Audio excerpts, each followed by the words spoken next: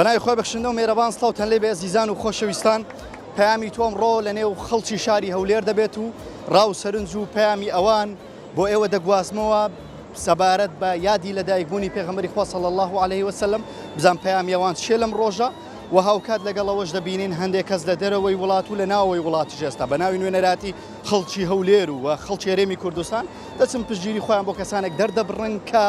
ئەم کەسانە کاریکاتێریان لەسەر پێغەمبەری خوا دروست کردووە بە جۆرێک لە جۆرەکان ئیستیزان بە پێغەمبەری خوا کردووە ئەمڕۆ بزان خەڵکی شاری هەولێر چی دەڵێت و پەیامیان چه بینەر و بیسەرمان بن لەم بەرنامەیە.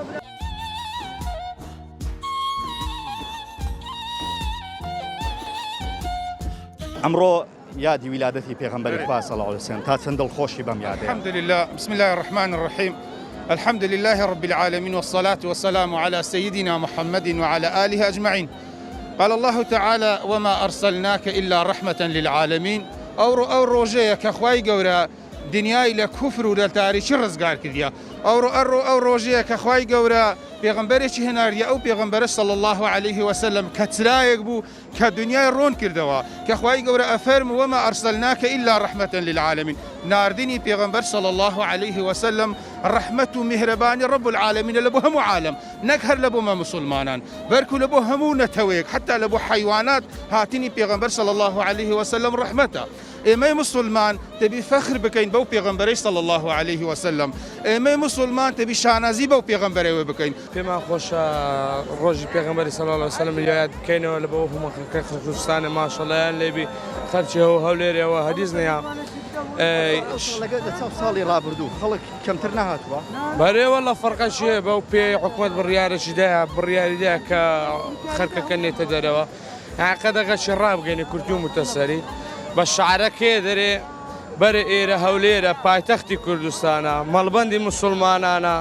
ئێرە شاری گەورەی خۆشەویستی پێغەمبەری مسلمانانە لە ڕۆژی لەدایکبوونی پێغەمبەر صلی الله عليه وسلم تۆ چ پەیامێکە هەیە؟ بسم الله الرحمن الرحيم وما أرسلناك إلا رحمة للعالمين بەو شعرە پێشوازی لە دایکبوونی پێغەمبەری ئیسلام دەکەم صلی الله عليه وسلم پێغەمبەرەکەم ئەی سەروەرەکەم پێشەوایەکەم تازی سەرەکەم ئەی قائیدەکەم سلااو لە ڕیش و لە مێزەرەکەت سلااو لە شیر و تیر و چەکەکەت سلااو لە مەکە و لە مەدینەکەت سلااو لە بەدر و قەدر و ناوەکەت سلااو لە وەحی و حیرا و شەوڕەوەکەت سلااو لە قائید لە منارەکەت سلااو لە ئال و بەیت و یارانت سلااو لە ماڵ و خێزانەکانت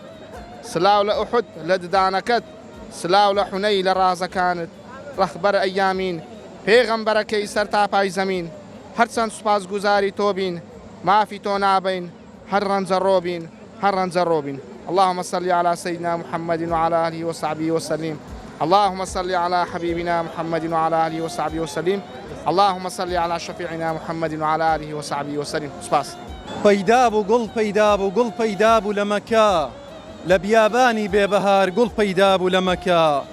هەور هات سێبەری کرد بیابان بوو بە کوێستان چەند خۆشە گەشتی بیابان گشتی بوو بە گوڵستان هەور هات سێبەری کرد هەور هات سێبەری کرد بیابان بوو بە کوێستان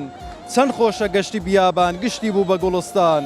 بروسچی هەور لێیدا سووتاندی دڕچی جیهان لە جێدڕک پەیدا بوو گوڵ و بەیبوون و ڕەیحان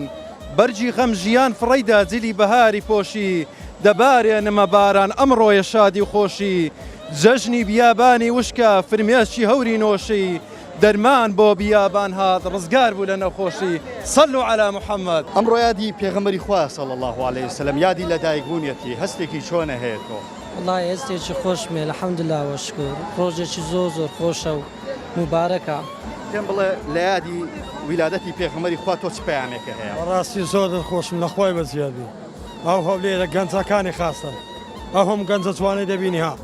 هەمووی لە هەندی هاتی یادی خۆشەویست خوێ. پەیامی تۆ چیە لە ڕۆژی لە دایکبوونی پێغەمبەری خوا صلی الله عليه وسلم؟ وما أرسلناك إلى رحمة للعالمين ببوني روج لدايقوني خوشويستمان تانزي سلمان محمد المصطفى صلى الله عليه وسلم أو روجا بفرز رادة جديد لا هم خرج كردستان جداوة دكم أو روجا بفرز رادة براستي روجا شي زور مبارك وبيروزا. لەو ڕۆژە پیرۆزبایی خۆم ئاراستەی خەڵکی کوردستانی بە شەرف دەکەم خەڵکی گشت مسلمانانی زیان دەکەم هیوادارم هەر هەمومان بگەڕێنەوە سەر ڕێباز و پەیڕەوی ئاینی پیرۆزی ئیسلام و ڕێبازی پێغەمبەری محەممەد صلی الله عليه وسلم. پێما خۆشە لەو ڕۆژە هەموو خەڵک هەرچی سنت و هەرچی پەیامی پیرۆزی ئیسلامە پەیڕەوی بکات و جێبەجێ بکاتێت. ئێمە لەو ڕۆژەدا پێویستمان زۆر بە ئاینی پیرۆزی ئیسلامە چکە دەبینین هیچ کەسێک وەکو ئیسلام پەرۆژ نییە بۆ مسلمان بۆ هیچ مرۆڤایەتێک ئیلا ئیسلامە دەمانگەڕێنەوە سەر ڕێگە ڕاستەکە. لە یادی دایکبوونی پێغەمبەر صلی الله عليه وسلم پیرۆزبایی لە گشت مسلمانانی زیان و کوردستان و شاری هەولێر بە تایبەتی دەکەین. هیوادارین ئەو یادە بێتە زیاتر بە خۆدا چوونەوە لەسەر ڕێوازەکەی پێغەمبەر صلی الله عليه وسلم بەردەوام بێت. پیرۆزبایی لە گشت مسلمانان دەکەم هیوادار مسلمان هەمویان بە خۆیان دابستنەوە سنەتەکانی پێغەمبەر صلی الله عليه وسلم جێبەجێ بکەن لەسەر ڕێبازەکەی بڕۆن. لە یادی ویلادەتی پێغەمبەری خوا تۆ چ پەیامێکت هەیە؟ سڵاوی خی گەورە بڕژێتە سەرجانی پاچ پێشەوەی مرۆڤایەتی محەممەد المستەفا ڕەحمەتە للعالەمین صلی الله عليه وسلم و یارانی شوێن کەوتوانی ئەوە دەبینەوە عاشقانی محەممەد المستەفا کو خۆشەویستی دڵی خۆیان دەرهینە لە بۆ پێغەمبەری خوا ئەوە بە کوێرایی چاوی دوژمنانە بە کوێری چاوی دوژمنانی ئیسلام و ئینسانە چونکە بەڕاستی ئەوان نەیاسای ئیسلامیان دەوێت نەیاسای ئینسانەتیان دەوێت وەکو یعنی یاسایەکیان دەوێت کەوا زوڵم و ستەم بچەسپێ لەسەر گۆی زەوی. پیرۆزترین پیرۆزبایی لە گەری کوردستان دەکەم بە تایبەتی مسلمانان وەرەوە دڵمان خۆش نەبیتنکەوە یادی پێغەمبەری هەموو هاتینە ئێرکانە ئەسڵەن دەبی ئەمە بە در دیفاع لە پێغەمبەرەوە صلی الله عليه وسلم کە لەو ڕۆژێکە تێکەتیا کەوا قسەی پێ دەکرێت قسەی لەسەر دەکرێتن ناخۆشنە قسەی کە پێ گوترا لەسەر ئەوەی کەوا ڕەوشتە بەرزەکانی کە پێغەمبەر صلی الله عليه وسلم ڕۆژی زۆر بەرزی هەیە لەسەر ڕۆژتە بەرزەکان قسەی پێ گوترایە. پێشەشی پیرۆزبایی لەگەشت مسلمانانی جیهان و کوردستان و شاری هەولێر بە تایبەتی یەکەم مەورۆ بە یادی لەدایکبوونی عەزەتی فەخرەکە ئینەن محەممەد المستەفا صلی الله عليه وسلم پیرۆزبایی لە هەموو مسلمانان دەکەم. سڵاوتان لێ بێ عەزیزان و خۆشەویستان بەیەکەوە لەگەڵم گروپە جوانەیە سەڵاواتێک بۆ دیداری رسول الله صلى الله عليه وسلم لدين لقلوا ما مسانا ما مسافرمو. اللهم صل على سيدنا محمد وعلى آله وصحبه وسلم. اللهم صل على حبيبنا محمد وعلى آله وصحبه وسلم. اللهم صل على شفيعنا محمد وعلى آله وصحبه وسلم. مستاجان پێم بڵێ لەم ڕۆژەیە تۆ چ پەیامێکی هەیە و دڵخۆشی خۆت چۆن دەرەبڕی بەهۆی لەدایکبوونی پێغەمبەری خوا؟ الحمد لله والصلاة والسلام على سيدنا محمد وعمان وآله. طبعا لحضوري أو مامۆستا بەڕێزانە و لە حضوری مینبەرەکەی ئێوەی خۆشەویست پەیامی خۆمان ئاراستەی هەموو مسلمانانی ڕاستەقینەی جیهان دەکەین بە بۆنەی هاتنی لەدایکبوونی حەزرەتی محەممەد المستەفا صلی الله عليه وسلم لە سۆنگەی آياتي قل بفضل الله وبرحمته فبذلك فليفرحوا هو خير مما يجمعون. ئێمە دڵخۆشی خۆمان بەو نیعمەتەی خوای پەروەردگار دەردەبرین لەسەرمان کەوا ئێمەی دەرخست لە ظلمات إلى النور إن شاء الله ملەتی کورد مسلمانە و زیاتر پەیمانی خۆی لەم ڕۆژانە نوێ دەکاتەوە بۆ خۆشەویستی حەزرەتی محەممەد المستەفا صلی الله عليه وسلم و ئیدانەی ئەو شتانە دەکەین و ئەو لایەن و ئەو کەسانە دەکەین کەوا بیانەوەی هەڵوێستی خۆیان بخەنە پاڵ هەڵوێستی ئەو کەسانە کە دژی محەممەد المستەفاین عليه الصلاة والسلام. تۆ چ پەیامێکی هەیە بەهۆی لەدایکبوونی پێغەمبەر؟ صلى الله تعالى عليه وسلم بۆ خۆی هەر کەسێک کە گەیشتە ئەو مانگەی حەق وایە کە خۆشی خۆی دەرببڕێت بە بۆنەی پێغەمبەری خوا صلی الله عليه وسلم چونکی ئەگەر ئەو نەبایە هەروە لە زوڵمات و لە گومڕاهیدا بوو. بەڕاستی دەبێ شانازی بکەین بەس ئەگەر فی سەبیلی ئەوەش بێ بۆی کە وڵاتی فەڕەنسا تێبگات بۆی کە کافر و مولحیدەکانی سەرڕووی زەوی تێبگەن کە ئێمەی مسلمان پێغەمبەرمان خۆش دەوێت صلی الله عليه وسلم بۆی کە ئێمەی تێبگەن کە ئێمەی مسلمان لە بەرامبەر ئەواندا ئاوها بێدەنگ نابین ڕناوەستین ئەوە و هەروەها تەحملی ئاو بێڕێزیانی ئەوان ناکەین و حەق وایە لەو مانگەیدا مەولودیەکان بە تەواو کامیل بەڕێوە ببین و خۆشی خۆمان دەرببڕین و لە مقابل ئەوانیشدا هەڵوێستێکی تەواومان ببێت. مامۆستا لە یادی لەدایکبوونی پێغەمبەری خوا صلی الله عليه وسلم پەیامی ئەوە چییە؟ بەڵێ سەرەتا خۆشحاڵم کە خۆم لە ناو جەماوەری شاری هەولێر شاری سوڵتان مزەفەر دەبینمەوە بۆ زیندووکردنەوەی ئەو مناسبە خۆشە کە مناسبەی یادی لەدایکبوونی پێغەمبەری خوا صلی الله عليه وسلم. ئێمە لایەک وەکو زانایانی ئاینی و لایەک وەکو پەرلەمانتار پەیاممان بۆ هەموو مسلمانان هەیە بە تایبەت شاری هەولێر بەوەی کەوا زیاتر و زۆرتر لەم یادە پابەندی خۆیان دووپاتکەنەوە گوێ ڕایەڵی زیاتریان بۆ پێغەمبەری خوا صلی الله عليه وسلم دووپاتکەنەوە زیاتر بە قورئان و سنە پابەند بن لەبەر ئەوەی پێغەمبەری خوا دەفەرمێت تەرەکتم ما فیکم ئین تەمەسەکتم بهما لەن تەضیلوا ئەبەدا.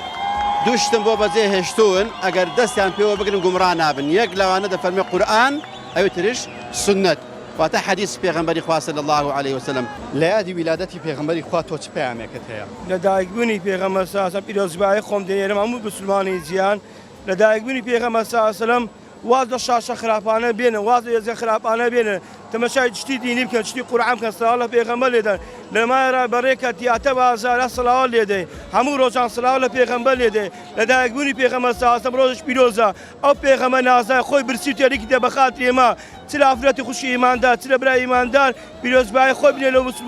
هەموو مسلمانی جیان لەدایکبوونی پێغەمبەر صلی الله علیه و سلم لەدایکبوونی پێغەمبەر صلی الله علیه و سلم فێر هەموو شتمان دەکا فێر ئەخلاقمان دەکا فێر ڕۆژمان دەکا فێر نوێژمان دەکا فێر عیبادەتی خوای گەورەمان دەکا ئەو پێغەمبەر نازدارەیە بە فەرمانی خوای گەورە ئاوی کەوسەرمان دات ئای پیرۆز بەدەست خۆی پیرۆزی خۆی ئای کەوسەرمان داتێ لەدایکبوونی پێغەمبەر صلی الله علیه و سلم. يا رسول الله دخيلك مالي ويران بمنام تساو باشكو ضلباه غرقي عصيان بمنام باركم يكزار قرانك كسني دسبارنا ودسام خلقي توفان بابنم يا رسول الله. آي جان محمد لمولا خواب خوي روح ما بكى بحالي من نفسي بتكار ما كشري روح بقربان ورا يا رسول الله. ئەمڕۆ یادی ویلادەتی پێغەمبەری خوا صلی الله عليه وسلم تۆکو مسلمانێک هەستێکی چۆنێ هەیە؟ والله هەستم زۆر خۆشە ئەو ڕۆژانە من هیچ ناتوانم لە ماڵەوە بم چەند ساڵیش دەبیتن هەر هاتیمە دەرێ و دڵخۆشی خۆم دەری بڕیە و وەکو جەژنێک حسابم کردیە زۆر لەگەڵ ساڵانی ڕابردوو خەڵکن حەقی هەبی لەلایەک لە وڵاتانی کە دەژایەتی پێغەمبەریان کرد صلی الله علیه وسلم دەبی ئەمە یعنی بە جۆشتر بین بینە دەربەس هەندێکش لەبەر کۆڕۆنا و شتانە خۆیان لە ژۆرێ نایە. ئەمن دەرێم شاری هەولێر مەدینەی دووەمە بەڕاستی یعنی گوناعە بەڕاستی واز لە مانجی مەولود بینی ئەمە بە ڕوح و بە ژیان و بە مار و مندار بە قوربانی پێغەمبەری دەبین صلی الله عليه وسلم. یادکردنەوەی پێغەمبەری خوا بریتیە لە دەستگرتن و بە سنەت و ڕێبازەکەی پێغەمبەری خوا صلی الله عليه وسلم و بەردەوام بی لەسەر ئەو دینەی و ئەو یادکردنەوەی پێغەمبەری خوا هەر بە قسە نەبی هەر نوێژە ئیستفادەی هەیە هەر نوێژ بەکەلکردەی ڕۆژی دوایە هەر نوێژە یەکەم سوال کە لێ دەکرد لە ڕۆژی دوای گەر لە نوێژ دەرچووی خوای گەورە شەوی دیت لۆ ئاسان دەکار پێغەمبەری خوایە بەکەلکردێ لەوێندەر کەوا ئاوی کەوسەر دەداتێ و هەر پێغەمبەری خوایە ڕێباز دەرباز دەکا لەو ڕۆژە ناخۆشەی. بسم الله الرحمن الرحيم الحمد لله رب العالمين بناي خوای بەخشندە و میرەبان سڵای پەروەردگار سەلامی پەروەردگار بەرەکەتی پەروەردگار برژێ بەسەر پێغەمبەری خۆشەویستمان محمد صلى الله عليه وسلم برژێ بەسەر هەر هەموو پێغەمبەران برژێ بەسەر ئومەتی محمد صلى الله عليه وسلم ئیشاڵەی خوای لەگەدابی بەویستی پەروەردگاری جیانیان بەویستی پەروەردگاری بوونەوەر و ئاسمان و زەویەکان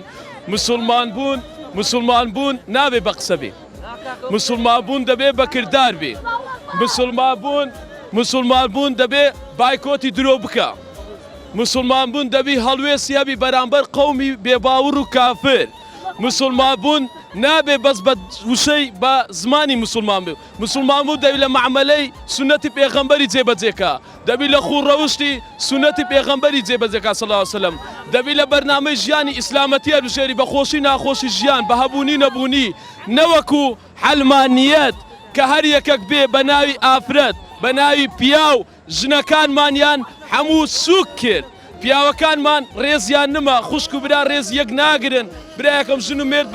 ئەوەیان نما بینیان لەگە یەک بەد خۆشەویستی یەک بدارەکان ئێستا فەرمونەوەکەمان چ پێ ڕاگەیشتیا چ پێ ڕاگەیشتنە ئیسلامەتی چ فێربووینە ئەمە ئیسلامەتی بە وشەیە بە مەولودیە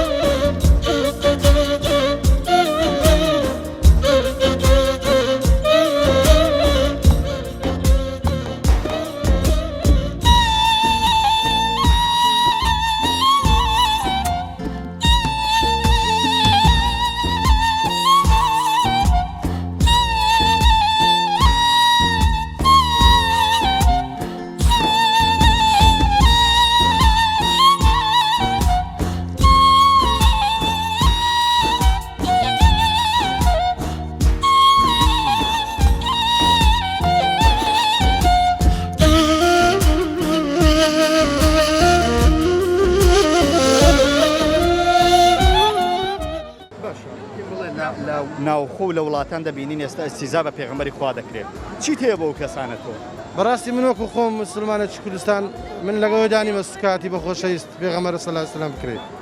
من خۆ لەلایەن خۆم نیگەرانم بەڕاستە سەبارەت بە وەزعە ئەوانەی کە ئیهانەی پێغەمبەرەکەن صلی الله عليه وسلم ئەوانەی زدایەتی پێغەمبەرەکەن صلی الله عليه وسلم ئەوانە هەر زەرەری خۆ ئەکەن لەبەرەوەی خوای گەورە لە قورئانی پیرۆزە ئەفەرموو بسم الله الرحمن الرحيم يريدون ليطفئوا نور الله بأفواههم والله متم نوره ولو كره الكافرون دژمنانی ئیسلام ئەوانەی کە دژمنانی ئیسلامن لە هەموو کاتێک و لە هەموو وەختێک دەیانەوێت سرای ئیسلام بە فوی دەوە بکوژینەوە خوای گەورەش وعدەی داوە لە قورئانە کە دینی ئیسلام هەموو کاتێک خوای گەورە بەرزی ئەکاتەوە ئەو شەوقەی کە نوری ئیسلامە خوای گەورە شەی پێ ئەداتن ئێمەی مسلمان ئامادەین کە دیفاع لەو دینە بکەین ئامادەین دیفاع لە پێغەمبەر بکەین صلی الله عليه وسلم ئامادەین کە لە هەموو کاتێک دیفاع لە پێغەمبەر بکەین و دیفاعیشمان کردێ و ئینشاء الله لە هەتا لەسەر لەو حیاتەشدا هەر دیفاع لە پێغەمبەرەکەین اللهم صل على سيدنا محمد وعلى آل سيدنا محمد اللهم صل على حبيبنا محمد وعلى آل حبيبنا محمد اللهم صل على شفيعنا محمد وعلى آل شفيعنا محمد وعز دەکەم پەیامی خۆم بگەینم لەو ڕۆژانە کە میسانن هەمومان جێمان لێ بکە سوکایەتی بە پێشەوای ئیسلام کرا و من لێرە وەکو تاکێکی کورد دەمەوێت پەیامی خۆم بگەینم کە من بە هیچ شێوازێکی ڕازی نیم ئەو کەسانە بوونە نوێنەری من کە سوکایەتی بە پێغەمبەرم دەکرێت پاڵپشتی وام بکە ئەمە پاڵپشتی هیچ کەسێک ناکەم کە سوکایەتی بە پێغەمبەرم بکرێت چونکە دینی من وا فێر کردومە سوکایەتی بە هیچ دینێک نەکەم دەبینین لەم یەک دوو ڕۆژە و لەم ماوەیە دژایەتی پێغەمبەرەکەمانەکرێت تۆ چی تێ بۆ وڵاتانە و چی تێ بۆ کەسانی کە دژایەتی محەممەد المستەفا دەکەن دیارە داری بەبەر خەڵک بەردی دەگریتێ ئەگەر دارێک بەری نەبی ئێستا دایان دار هەیە لە جادەکان هەیە کەس بەردی ناگریتێ بەڵام هەر دارێکگە بەری هەبوو خەڵکە کێ بەردی دەگریتێ مەسەلە چ کوردی شەیە دەڵێ زێ بەدەوی سەگ پیس نابی هیوادارم چی ناوێ بەڕای تۆم هیچ لە گۆڕێنێ لەبەرەوەی هەموو خەڵک ئەوەی تۆزێک ئەوەی مسلمانیش نییە حەق ئەو حەقیقەتی دەزانی کە پێغەمبەری خوا صلی الله عليه وسلم شتۆ مرۆڤک بووە چ کەسێک بووە هەموو خەڵکان دەزانن نەک وەکو مسلمان غەیری مسلمانانیش دەزانن بەڵام ئەوە دیارە لە دێر زمانەوە دائما دژایەت پێغەمبەر کرایە صلی الله عليه وسلم پێم وایە هیچ شتێکی نییە بەڕاستی مرۆڤ نابێ یعنی ڕەتفعلەکەی وا و چوان بێت چونکە ئەو ئاینێکە دائما لە کاتی ئاشتی زیاتر بڵاو دەبێتەوە دەبی ئەمە بەکردەوەکانمان یعنی بسەلمێنکەوە ئاینە ڕەحمەتە هەر وەک خوای گەورە دەفەرمێ وما ئەرسەلناکە ئیلا ڕەحمەتەن للعالەمین والله چیمان هەیە پێغەمبەری خوا صلی الله عليه وسلم خۆشەویستە لە دڵیما پێغەمبەری خوا چۆن لەدایک بووە کە لە کاتی لەدایک بوونی لەناو دڵیمە چەسپایە هاتە ناو دڵیمە کە لەژی داشی بووە هاتە ناو دڵیمە ئەو کەسە چیش کەوا شوێنی دڵی کەسێک بێ هەرگیز و هەرگیز ئەو دڵەبەری نادا چونکە ئێمە عاشقی پێغەمبەری خوین هەها با دژمنانی کورد و ئیسلام ببینن کە ڕۆڵەکانی سلاح دینی ئەیوبی سوڵتان مزەفەر چی دەکەن لە بۆ پێغەمبەری خوا باشە چیتان هەیە بۆ وڵاتانێکە قسە بە پێغەمبەری خوا دەڵێن یان کاریکاتێری دەربارەی دروستەکەن ئێمە وەک مسلمان بەڕاستی مسلمان زۆر بێدەسەڵاتە حاليا ئێستا لەو کاتی مسلمان زۆر بێدەسەڵاتە بەس دەتانی گەنجە چوچی ماگەنج ئەو گەنجانەکەریکانە ناو بازارێن دەتانن بچن ڕێی خۆیان دەربن لە کن کونسوڵخانەی فەڕەنسای دژی ئەو کوزخانەی ڕابوەستن بە هەموو تواناشیانەوە دژیان ڕابوەستن. والله ئەوانە دۆڕاون ئەوانە زەلیل بووینە ئیسلامەتی ئینشاء الله پشتیوان بەخوای گەورە هەر بەرەو سەرکەوتن دەچی پشتیوان بەخوای گەورە ئەو دینە هەر سەرکەوتوو دەبی ئەوە دینێکە ئێمە مسلمانی ئەمە فەرق لە بینی پێغەمبەران ناکەین بەس ئەوانە دۆڕاون ئەوانە زەلیلن مشتێکم هەیە بەڕاستی بۆ ئەو حکومەتەی خۆمان بەداخەوە دەڕۆن دەچن پشتگیری خۆیان بۆ فەڕەنسا بۆ ئەو لە فەڕەنسا چی بۆوان کردووە والله ئەوانە زەلیل دەبن ئەوەی لەگەرەوان دابێ ئێمە ملەتی کوردین ئێمە نەوەی سڵاحەدینی ئەیوبینە ئێمە ئەوڕۆ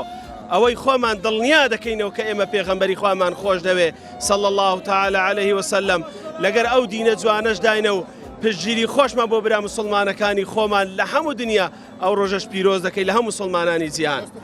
ئەگەر بێت و خەڵکانێک دژایەتی عەقیدە و بیر و باوەڕ و پێشەوایەکانی ئێمە بکە ئێمە دەبێت ڕەدیان بدەینەوە بە پابەندی زیاترمان بە شەریعەت و بە قورئان و سنت بۆەوەی کەوا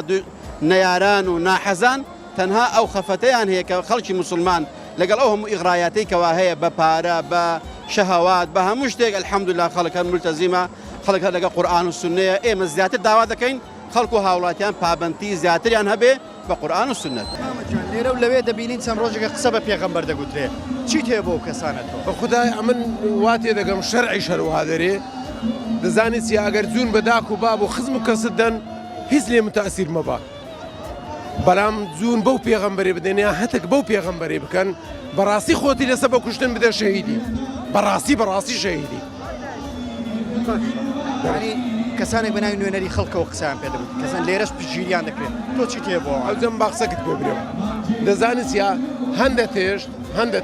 ئاگرێ دەستی بۆ ببەی بەس خەڵک هەمووی دەزانی کووە عریبی لە قسەکەی من برادر ئەو زامە خۆمان بە تووشی بەرانەکەی بەڵام بەڕاستی ئەمن بڕوح و بەژیان لە خزمەتی پێغەمبەرم ئەو خەرشی شاری هەولێرەش هەموو لە خزمەتی پێغەمبەرە صلی الله علیه وسلم. مسلمانێک پێم بڵێ چیت هەیە بۆ وڵاتانیان چیت هەیە بۆ کەسانەی کە جۆرێک لە جۆرەکان ئیستیزا بە پێغەمبەری خوا دەکەن صلی الله علیه وسلم. ئەوە ئەمە دەنگمان پێیان ناگا هەگە هەر چ بلێن بەس ئەوە لەکن خوای بزر نابی هەر تۆڵەشیان لێ دەستێنرێتەوە ئەو ڕۆژ سبەی هەر لە ناو دەبردرێن چەند کەسکە ئەو هابووێت لەوانێت چەند کەسکەوە بکاتن بەس خوا بەخۆی دەزانیتیان ئەی 1400 سارە سەجی وەکو ماکرۆن و فەڕەنسای بە دینی ئیسلام دەوەڕی کەچی ڕێبازە پیرۆزەکەی پێغەمبەری شەر بەرەو پێشچوە ئەوان هەر بەرەو دواوەسون کەسانێکی شکەوە مولحید و دوور بن لەو ڕێبازەی هەر لەسەرەوەی بەجواب دێن. رازین پەروەردگار یاڵە هەمووتان رازین ئەڵڵا پەروەردگارمانە رازین ئیسلام ئاینی ژیانمانە پێغەمبەر محەممەد پێشەوامانە کەس بە پێشەوامان نازانین هەمووی عەبدە دەبی سەری نیویکە لە بۆ پەروەردگاری جیهانیان فەڕەنسا ئەمریکا عەبدی خوای ئاسمان ڕۆژ هەموو عەبدەکان سەرمان نیویکەن لە خوای گەورە چێمان خۆش دەوێ چێ گەورەمانە چێ مەلیکمانە چێ پێشەوای ژیانمانە چێ بەرنامەی ژیانمانە ئیسلام ئاینی ژیانە برایەکانم برایە جوانەکانم ئیسلامەتی بە حیزب مەدەن خوای گەورە بەداک و بابد مەدا پشت لە خوای مەکە پشت بە خوای ببەستە فرعون صاحبی 2 ملیۆن جەشی بی حەزرەتی موسا سەلامی خوای گەورەی لەبی بەتاختێنێت چوە زۆرێ لەناو قەسرەکانی گۆتی فەرموو پەروەردگاری جیهانیان ئەمنی ناردیە ئەتو نابی سوڵتاب ئەوها بەکاربینی خەڵکی بڕازێنیەوە خەڵک بکەیە کۆی لێ خۆت چکە خوای لەگەڵ بوو کورە لەگە خوای بەخوا کورە بەس ئەڵڵا مولودت پیرۆز بێجیانە یادی مەولودت پیرۆز بێجیانە شاری ئەو لێرێ بە تۆوە جوانە شاری ئەو لێرێ بە تۆوە جوانە.